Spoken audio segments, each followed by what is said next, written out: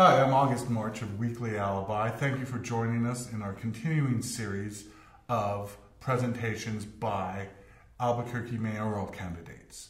Today we're talking with Tim Keller, who's running for mayor. Tim is currently the state auditor. Tim, go ahead and introduce yourself to our readers. Sure, my name's Tim Keller and born and raised here in Albuquerque and also raising a 1 and a 3-year-old here in town.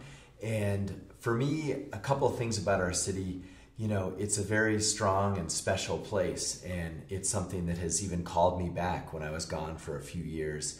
And we have some major challenges as well, though. So I really feel compelled to run because a lot of the things that I've learned in my experiences as state senator for the international district and as state auditor, they continue to point to long-standing issues that we've avoided in our city. And so I think it's really time to step up and tackle those head on and get back to a city that we believe in and that works for all of us. Excellent. What are some of those challenges and long-term issues that you'd like to address in order to make this the city that we all want it to be? Sure. Well, if we think about a couple of things, number one, crime is obviously front and center, but crime is the highest that it's been in a decade. And we also have too few job opportunities in New Mexico, and specifically in Albuquerque, the economic center of our state. And then we also have long-standing challenges in our public school system and homelessness, mental health, other issues like that. And I think against that backdrop, we've seen an administration more recently that isn't owning up to those challenges. So, they will say, well, Santa Fe has to fix a law or change a bill so we can, get more officers. Or it's about waiting for this magical company that will move here and hire us all. This was like the Tesla thesis. Right. And, or saying the police shootings are a national trend. And to me, no more waiting for anyone else to deal with these. I think this is the job of a mayor, and it's the job of City Hall to step up and take ownership of these challenges and say, what are we going to do to fix this today? And that's why I'm running. Well, let's talk about this kind of piece by piece and some of the things that you brought up. First of all, how are you going to address the crime issue, which a lot of people say, and even I think about, well, I grew up here, and I remember at a certain point as a young man, I didn't have a car, and I thought it was a fine idea to, walk the long trip from the Heights down to the university to see a show or hang out with people I knew. Never had any problems.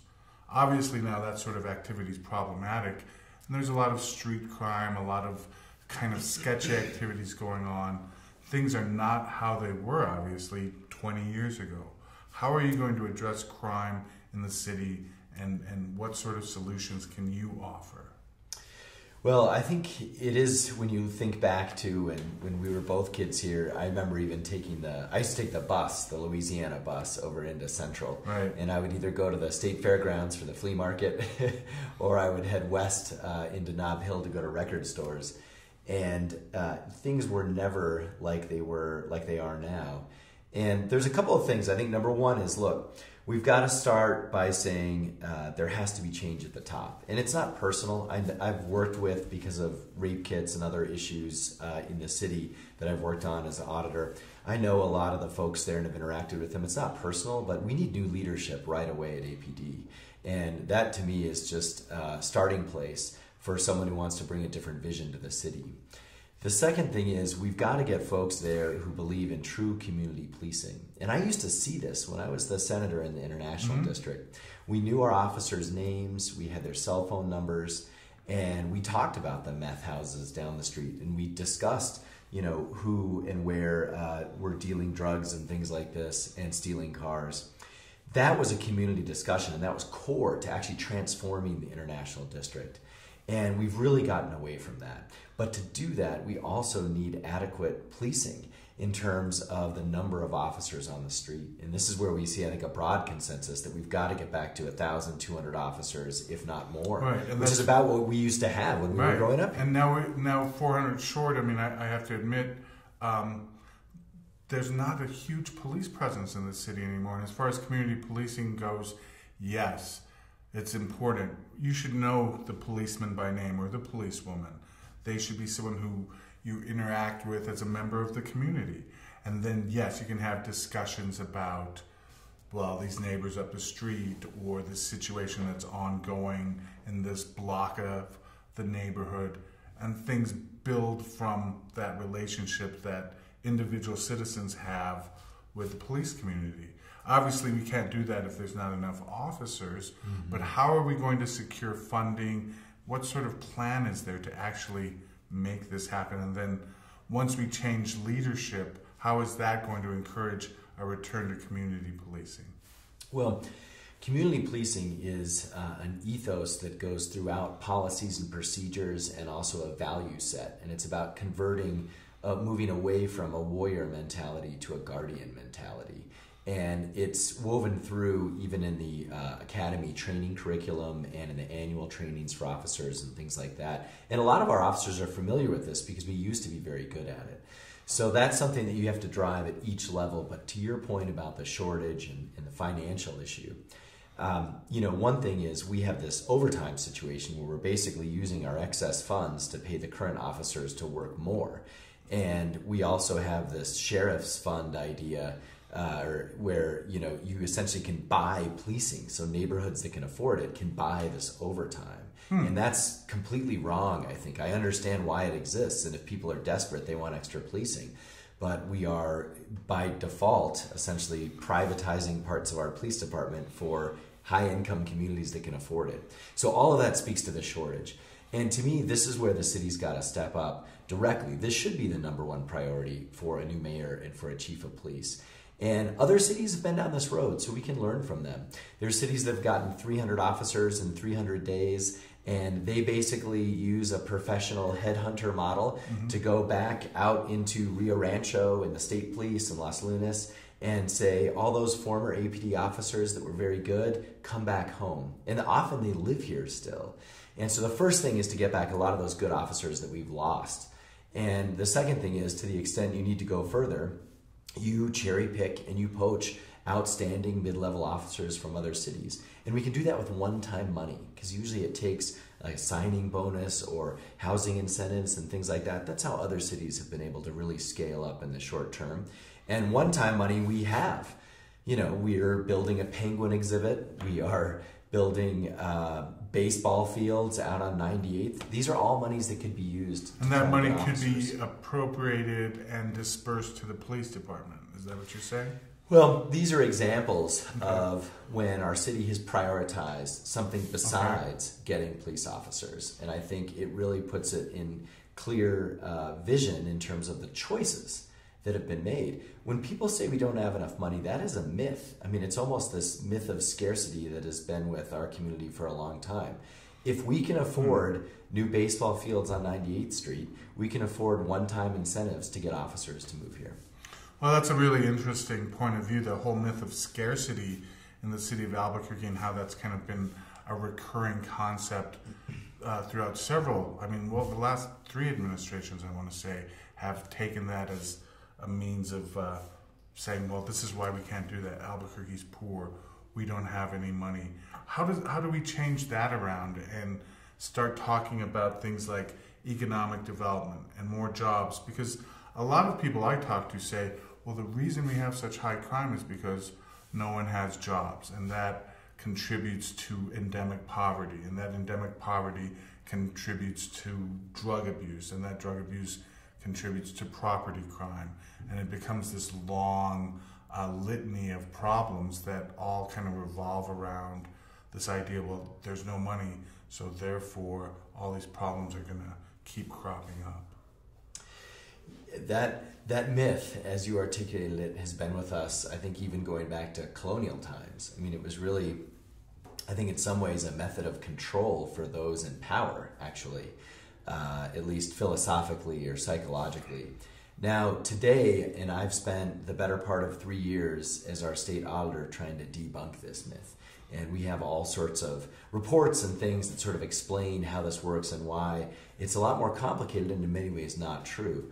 So specifically here, let's take jobs. You mentioned that. People say, well, we don't have enough money to bring in whatever or start whatever industry. Flatly not true. We give away hundreds of millions of dollars in packages to out-of-state companies that come here tax increment districts, industrial revenue bonds, LEDA funding, JTIP funding. And those programs are available for small businesses that are growing here. And they're also available for high-tech startups coming out of the labs and coming out of our universities that leave here. But no one is ever helping those folks actually access that same package of incentives that we give for these big companies from out of state. And that's one thing I want to invert. We should be investing in Albuquerque first, and Albuquerque businesses first. And that's what our economic development department should be doing. There's lots of other agencies who are attracting companies here, so that's going to happen, and that's a good thing. But we've never taken the sort of thoughtful, directed leadership to invest in ourselves first. And I think if we use things like industrial revenue bonds, mini industrial revenue bonds, we would have that sort of increment of one job creation, which is that, you know, one job for every small business, one new job for every small business in Albuquerque is 10 times more impactful than any magical company that will move here and hire us. Right. So I get what you're saying, that economic development should be something that is focused on the city and ourselves, and we shouldn't be looking for economic saviors, so to speak, from some other place that we're not, we're kind of fishing around, always looking for. Is that right? Yeah, it is. And in fact, when we have companies like Lavu, for example, who's here and, worried they're going to have to move, and the folks in the focused photonics industry, which is another fancy word for lasers. Right. These are a competitive advantage that our city has, and we should be going all in with our economic development tools to try and keep those companies here and grow them, and give them the same kind of hand-holding that we give companies who want to move here. And that even means an artist who's trying to make a living as an artist or a musician, and it means taking places like the rail yards, for example, and making that a place that actually is an economic engine for local food and for art and performance and the creative industries, just like we do when we, would subsidize sprawl or something like that. Let's give those same subsidies to actually something right here in the middle of our city and for those types of folks. That's the kind of inversion that I want to do with our economic development policy. So right now what you're saying is we're spending money on the wrong things if we want to grow Albuquerque.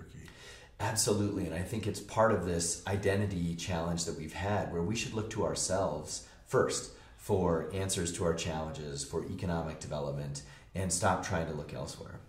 Well, that's a great point, and it kind of speaks to the main issues that are facing our city, and a lot of progressives who are supporting you say these are actual things we need to talk about. And I've noticed some of the things that, in talking to different mayoral candidates, that isn't really being addressed. Well, the people of the city, the poverty and the homelessness, kind of switching gears here. How are we going to, I understand how we're going to provide jobs for people who are able-bodied, educated, willing to stay here in Albuquerque, but I see a lot of people here in Albuquerque now living on the fringe, and it's rather sad. What are we going to do to build up confidence in that populace, bring that populace into the fold so that they become contributing citizens? I think there's a couple of pieces to that. One is really understanding that we need to create jobs at every level in terms of background and personal situation. And we've had a lot of focus historically on certain types of jobs, like call center jobs. Right, call center jobs. And, I used to work at MCI, and, at that time it was actually a great job. Sure. But those jobs aren't for everyone. And that's why we've got to make sure that when we're being thoughtful about economic development, we are trying to make sure we're creating jobs for each segment of the population. And that's something we've never really done, and something that I want to do going forward. But the homelessness piece too, and sort of when we get to that fringe area, this is another area like ABQ Heading Home seems to be a great program. Right. And helps maybe 100 people a year. And for those 100 folks, it's very meaningful and very powerful. But we have a homeless population of 5,000. And so to say that our city is prioritizing homelessness is just not true. And this is a good example where, for the price of that new, the additional funding we're putting into the Penguin exhibit, or some of these other projects, like I mentioned, the softball fields outside of town, we could have given every homeless person a homeless voucher for a Housing First model. That's how we reprioritize. And if we really want to sort of walk the walk and end homelessness in Albuquerque, we've got to put money behind it. And we just haven't been doing that. It's been a lot of pilot projects and initial starts that have been helpful, but we got to institutionalize things and scale things. And the last part of that is treatment. You know, at the end of the day, and this is a statewide issue where we are 20 years behind in terms of not having a diversion and treatment center that fills the void left by the governor's destruction of our behavioral health system. Right. And so we have to, this is another one where Albuquerque's got to step up and do that, because the state essentially took it away and now we're that much worse off. And so we also have to prioritize that. And if it means, you know, a few less softball fields, then I think that's what we need to do. That's a fine trade-off. Yeah. People living dignified lives as opposed to just more sort of leisure activities for the leisure class. And kind of speaking of priorities in terms of spending, citizenship, what's important, I think the next question I have to ask has to do with public transportation and art. A lot of money has gone into that project. We're waiting for grants to come back so that we can complete the project. It's going to be done by the time you take office. How are we going to manage that? Is that a manageable program? Is public transit something that's going to be successful? Is it really going to impact the economy? Is it going to impact transportation? I know right now, let me give you an example. My next door neighbor has to take the bus. He's an older guy, handicapped engineer, retired. Comes over to my house all the time to drink coffee.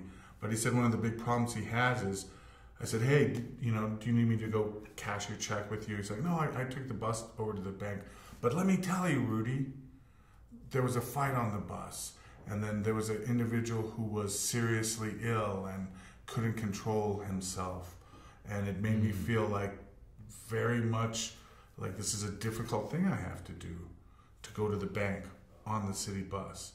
How is art going to change that? Is art going to change that? Are we suddenly going to see an influx of citizens like you or me or your wife or my wife saying, you know what, I'm leaving the car at home today and walking down to the art station and carrying on from there? Is that something that's realistic? You know, I think if we take a step back and think about this, I mean, our city is long overdue to invest in public transit. And so I think it's a good thing that we're trying that. And I think it's a good thing that we were trying to get the feds to pay for it, which, may or may not happen. And so I very much support that. But the way this came down, was completely wrong, and that it was forced, and it was sort of this top-down, we're told what to do. And I think the design, while it might have been designed for, the times of the bus actually moving, I understand that, in terms of its being a rapid transit program, it just does not fit our community. And so, to your point, look, a mayor's got to make the best of it, because we won't even start, hopefully, in December. Right. And so, I think we've got to make it what you're describing. And so, to do that, one, we've got to relieve some pressure points. Let's cut some left-hand turn lanes to save those businesses that are being choked off. Let's undedicate the lane in certain areas where it makes sense, especially where there's high pedestrian traffic, so we don't have this terrible safety situation where, my wife with our 2 kids trying to get across the street to catch the bus in the middle of the street is a challenge. We've got to look at that. And I think, though, really, to do what you're mentioning, we have to make this a rapid ride upgrade. Let's just call it what it should be, which is an upgrade that should ride on very much the same routes. So, the most popular route is Rio Rancho, like Cottonwood Mall, over to UNM. And right now, it won't even go on that route. Let's make it run on those popular routes, and that'll increase the ridership. And then I think the last thing is, if we don't have the money, and this is why if you care about this issue, it's good to have a former auditor and finance background in the mayor's office. Is that money going to come from the federal government? Are we really going to see those funds get dispersed? It is totally unknown. And this is the thing. I think if anyone says otherwise, they're just not being realistic. So I think a new mayor's got to have a plan of what to do. And, there's some obvious, you take it out of the budget, that's not the right idea. You can bond it, and, it wouldn't be that expensive, but we pay for it over 10 years. But I think if we take it over to the airport, you just turn it left on University, we can use a lot of the excess bonding capacity at the airport to pay for it. And then it goes to the airport, which it should have gone to anyway. And we can look at some of those north-south corridors going because forward. That's part of the transportation. You mentioned taking the bus as a kid, and I talked about it too. My favorite was like the Juan de Bo Central, because you'd be able to go all the way from the Heights down to the University or Old Town. And you talked about Louisiana Central. Do you think we need to expand? I mean, another complaint I hear besides, it's kind of sketchy to ride the bus in Albuquerque. It's like, it's fine. It's wonderful if you want to travel up and down Central. But try getting to the corner of Wyoming and Montgomery. Try getting to Jefferson and Paseo del Norte. That's like South Valley, I think. Yeah, the South Valley. That's like, we're talking like 3 or 4 hours just for transportation. I think a lot of, there's been a ton of good work on how we should upgrade our whole system, but most of it's been done by these other forms of government.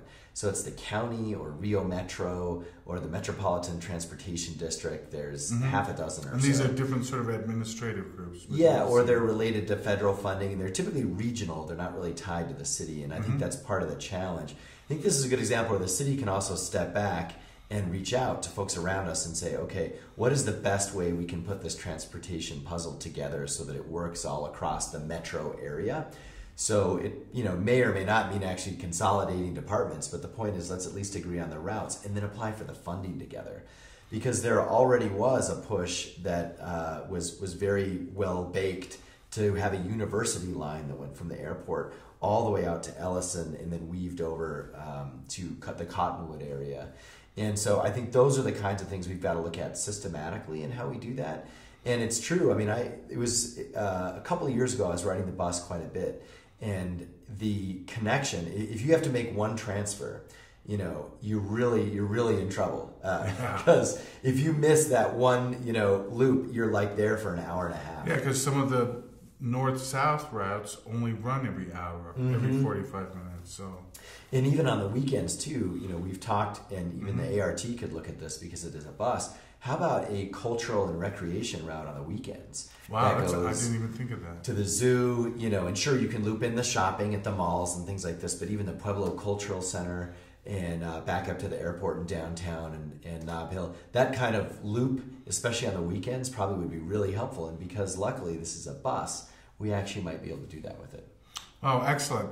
And in terms of public transportation, I want to ask a little bit more about public transportation and art. Businesses are suffering. I mean, even this business, we depend on advertisers.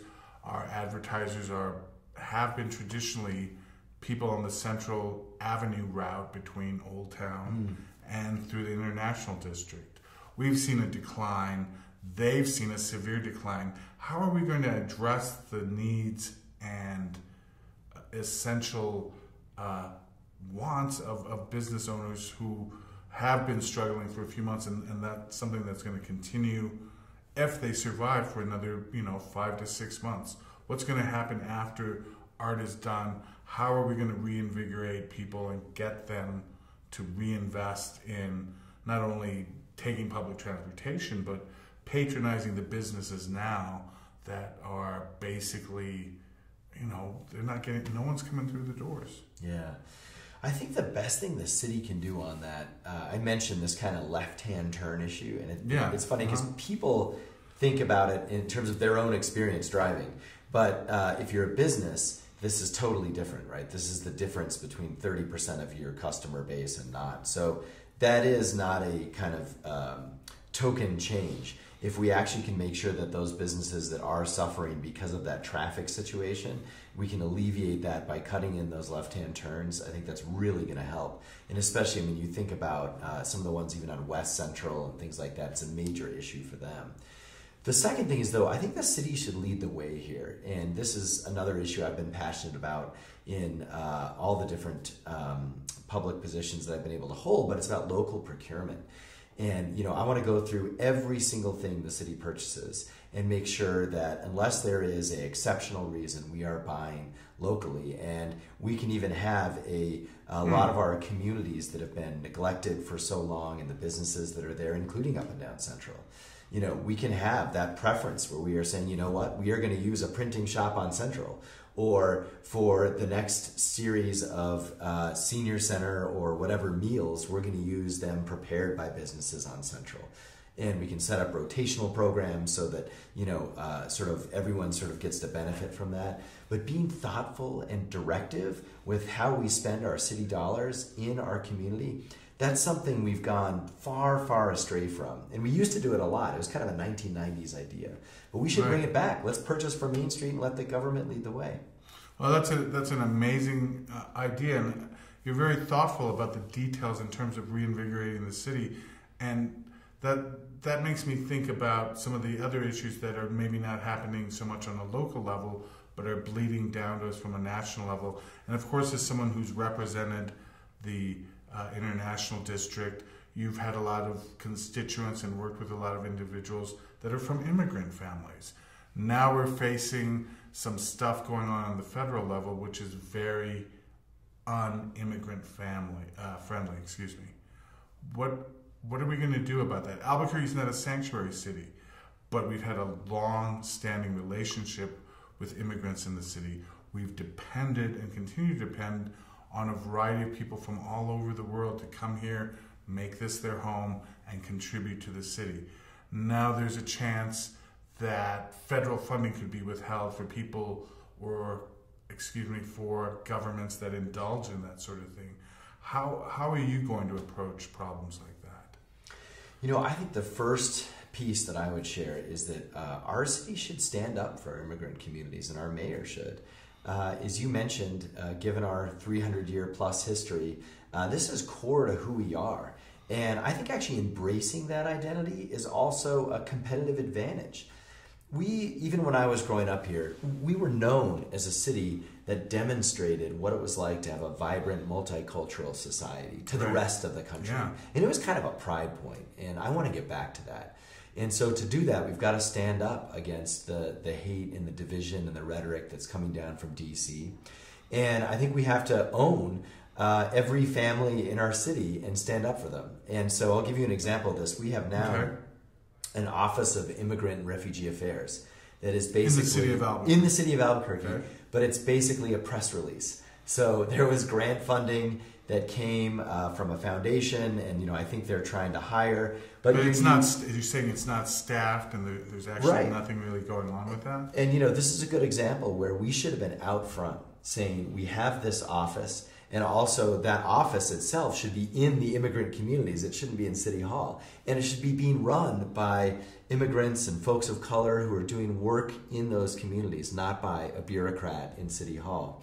And a mayor should be out front saying, this is amazing that we have this, and we're proud of this office, and we're proud of our refugee community. I mean, that is now core to the definition of the international district, is in many ways because of the refugee and immigrant communities.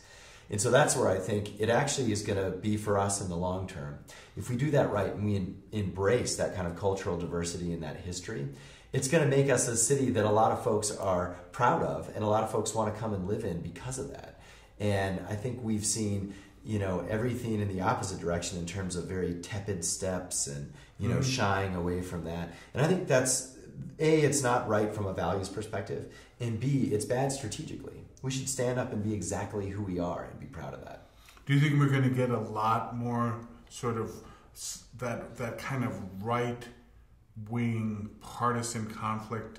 Do you think a lot of that's going to bleed down to state government or city government if we continue to hold up progressive values, elect progressive candidates, and move forward with progressive agendas? Are we going to invoke the anger or fear or consternation even of these right-wing guys that are currently running the country? I think there's a couple of areas where the political spectrum is more of a horseshoe and it sort of almost touches. And I think they're also really important for Albuquerque. So one is fraud, waste, and abuse.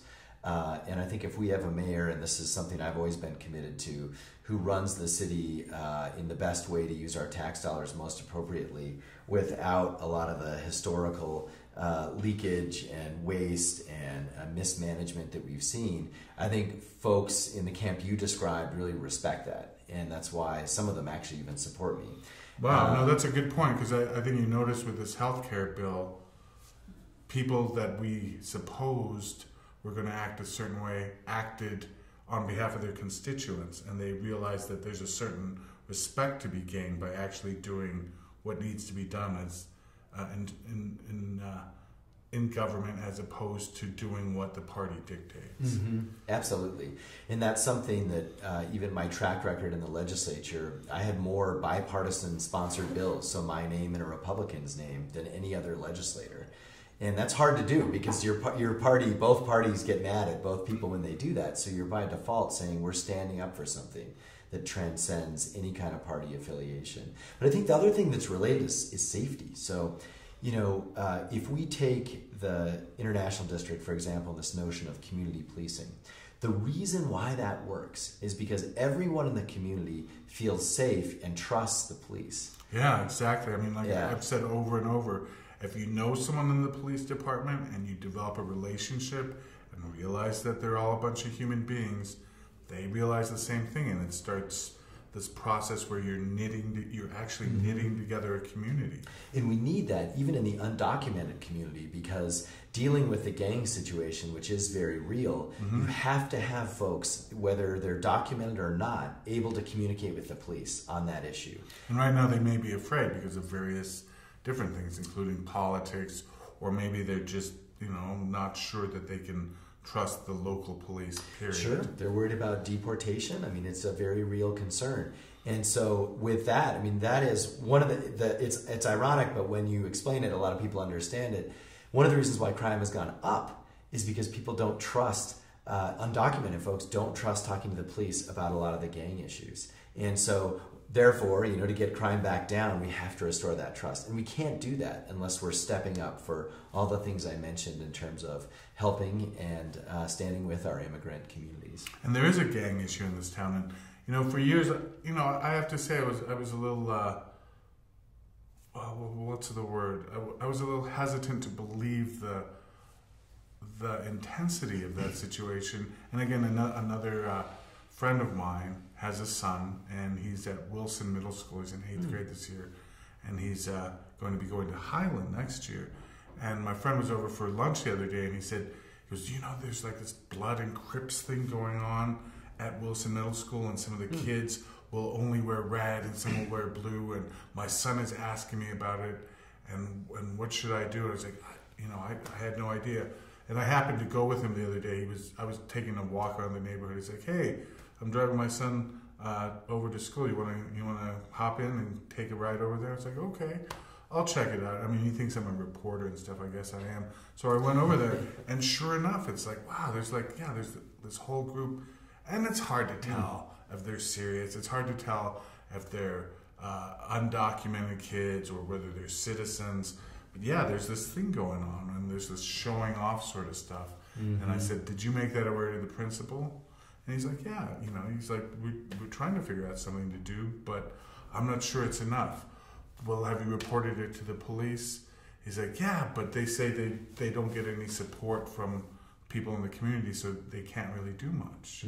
Again, this is something we need to change, obviously. We need to change the whole parameters. Is there something that we can do that will affect the children and the kids coming up who aren't being influenced particularly good or bad, but have to, experience this gang stuff? What do we do about that?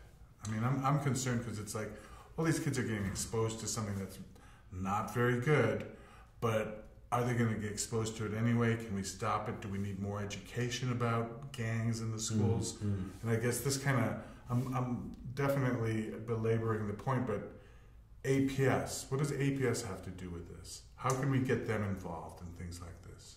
I mean, the first thing is to establish that trust, right? So those kids, they can't talk to the police about what's really going on because they're worried probably that their parents may or may not get reported. Or they're worried that they're going to get in trouble. Right. And so this is why we need, first off, this notion that we can have real community policing requires more officers, including officers to work with the APS officers. And that's something that we just don't have enough people for anymore. Even if it's things like the DARE program or whatever modern incarnation that is, we just don't have enough officers for it anymore. And they're rotating. So the officers are not necessarily in the same community. So they're not spending enough time in one specific community. Right. You can't build those bridges. That notion of sort of the beat has been eroded, and even to the extent that we don't even have bike cops anymore. So that's a piece of it. But I think on the school system, the question is, what can the city do to step up? For years we have always said, well, that's APS's issue, and I think that's wrong. I think the city can step up, and we can step up with gang intervention programs. We had a lot of these historically, and we can do it after school and over the summer. It's those gaps, and that's why one of the big reasons I'm running is to establish a full range of community school options after school and over the summer that include educational support, but also include gang intervention. And that's how we get arts back in the schools. That's how we get music, even athletic leagues. And these are things we've had on and off in Albuquerque's history. We just have to get back to prioritizing it and look at Parks and Rec as educational support. And even linking up with, we have 8, I think, community schools right now. Mm-hmm. They're great programs. We should have them in every school in the city. And I think if we bring together the hundreds of nonprofits, even like YDI, which does a lot of gang intervention and other programs, if we bring them together and map them out on a calendar and make sure those programs are at every school and during the summer, I think there's not going to be that many gaps. And where there are gaps, the city can step up with different Parks and Recs activities. And that would be transformational for our city. I mean, it would be the first time we said we are going to change what it's like to be a kid in Albuquerque. That brings up the question of APS in general. Some of the mayoral candidates have said, well, we need to take APS apart. It's way too big for a city of this size, and it's not serving its constituents, and there aren't enough programs that address the important things that children in the city need to grow up to be healthy citizens. What's your thinking on that? I think it's a very dangerous idea, to be honest. When you look at it, that to me is about carving up the school district based in terms of geographic and socio-demographic slices. So it becomes an economic thing. We're creating a fancy district in one part of town that's well-funded where everyone has high incomes. And then we have other school districts in other parts of town that are the complete opposite. And I think that defeats the whole purpose of sort of equal education. And so I think that's a very dangerous idea. I also think that it's a political excuse for a lack of leadership and a lack of stepping up for our schools. A lot of politicians, when they can't, vote for that tough decision or come up with that idea that's actually going to work, they pivot to structure change. So it's like, oh, well, we'll just divide it up. Yeah, it's not working, so let's take it apart and see if it works better when we put it back together. Put it back together, right? And to me, that's just a proxy for either inaction or lack of leadership. So we need leadership for APS. We need administrators who are going to stick around. We need a school board that's tuned in to its constituents, and we need, like I said, we need programs that specifically address the needs of the children of the city in all economics, whether they're up in the Heights going to school at Georgia O'Keeffe Elementary or down here at Ernie Pyle Middle School. How do we do that? Because right now I see what you're saying, but I see like there's still this intrinsic difference in what they get. Yeah, and I think one thing is, as a mayor, what happens sort of during the school day and inside the classroom, it is hard to impact that, and that's not lost on me. But we can, the city, when was the last time the mayor sat with APS up at the Roundhouse and fought for funding for our kids? I'm more than happy to do that. And I think we've had this kind of situation, as you mentioned, where mayors have kind of said, well, the schools are the school problems and, vice versa. Mm-hmm. But this community schools idea, that is the bridge. Right. And so to your point, it's actually kind of across the map because a lot of schools in certain areas do have more robust after school and summer programs, and then in other areas they don't. Mm-hmm. That's where the city should play a role and even that out and coordinate folks so that we actually do have equal sort of programs available in your area. And I think it's not terribly difficult if we actually use This can be an app on your phone that every parent has. Wow. And you say, all right, what is available this week for my kid after school? And it lists the items, what's available for the first week in summer, and it tells you the locations and what transit mechanisms are there and how to sign up. I think if we do that, we'll also know where the gaps are. And so we'll say, oh my gosh, we've got a situation at Hawthorne where there's nothing available for kids on Wednesdays and also for the month of July. And that's where the city can step up and say, look, what can we do here? What kind of parks and rec activities can we have? And fill that gap. But it seems like these are all programs that are going to require someone or a group of people to be actively monitoring the situation. I don't get that feeling from this current administration. Not that they're on autopilot, but I don't get a sense. For me, I get a real sense of detail and thoughtfulness, but not so much from what I'm seeing now. It's like almost, like I said, not that it's being run on autopilot, but no one's really seeing after the details. Yeah, and if you look at, and hopefully that's kind of what I've always tried to be helpful with is, look, here's a vision, but here's also how to get it done. And if you think of like Warehouse 508, which is an amazing program, and there's skate bombs down arroyos and things like this, sure. And all the things that they do are amazing. But they probably work with I think there's between 1,000 and up to 10,000 kids that sort of go through that program. But when is the last time we actually sort of track geographically where those kids are coming from, and then understand where there's kids who have a desire for that but are not able to connect with that program? And the amazing thing is, this is why working with APS, if I'm a superintendent or a school board member, this is the best news that I could have ever heard from the city, because they have the data. It's just a matter of the city linking it to all these other programs. And I think now with technology, we can do that right on your phone. Oh, that's amazing. Again, a lot of thoughtfulness and detail in what you've said today. What else would you like to add? I feel like I've covered the basic issues that our readers want to know about, and that generally citizens who even may not pick up the Alibi are using to decide who they're going to vote for mayor. What else do you think is important? Anything I've skipped or kind of been absent-minded about mentioning? Well, it's been very thorough, so I appreciate it. Really? Okay. And it's rare we get to have a good discussion. Usually people want 30 seconds, or you're in like a 2-minute Q&A session. So this is great. The only thing I would add is just kind of the environment and energy. And so I do believe we can be an energy neutral city, for example, by having a net zero electricity bill. Okay, reducing our carbon footprint. Yeah, and we can actually, look, if we solar panel every city rooftop, we could actually do this within a few years, and there's financing programs so you don't have to pay for it. And then we can advertise ourselves as the largest energy neutral city in America. That would be awesome. And then I think too, we need to make sure we protect the Bosque, for example, and we also make sure that's part of our overall branding. We should be proud of the fact that we have an urban forest in the middle of our city, and folks should come use it and enjoy it and protect it for what it is. And that's another piece that I think we can do, hopefully when I'm the next mayor.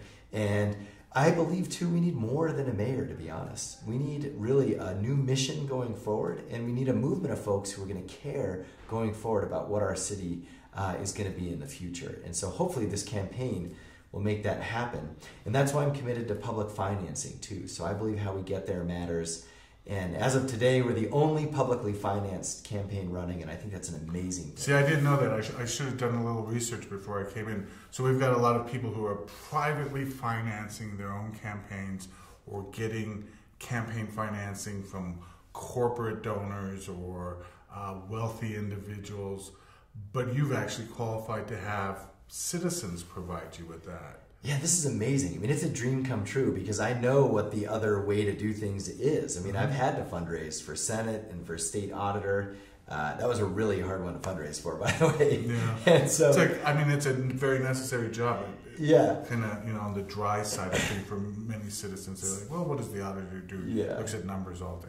You got it. But so it's important. Here, I had a choice for the first time in my career, and it's a choice that every mayoral candidate had.